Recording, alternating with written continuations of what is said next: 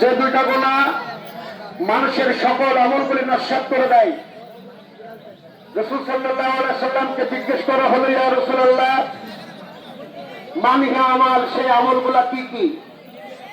আল্লাহ রাসূল সাল্লাল্লাহু আলাইহি সাল্লাম বলেন, এক নম্বর হলো তোমরা আল্লাহর সাথে শিরিক করবে না। শিরিক মানে হলো আল্লাহর যে ক্ষমতা, এই ক্ষমতার সাথে অন্য কাউকে শরীক করা, অংশীদারিত্ব স্থাপন করা। আল্লাহর যে ক্ষমতা, এই ক্ষমতা পৃথিবীর কোন মানুষের আছে এটা বিশ্বাস করে, নাম হলো শিরক করা। নাম্বার দুই হলো যেই গুনাহ থেকে আমাদের বাঁচতে হবে, সেটা হলো আমাদের মানুষের হক নষ্ট করা থেকে আমাদেরকে বিরত রাখতে হবে।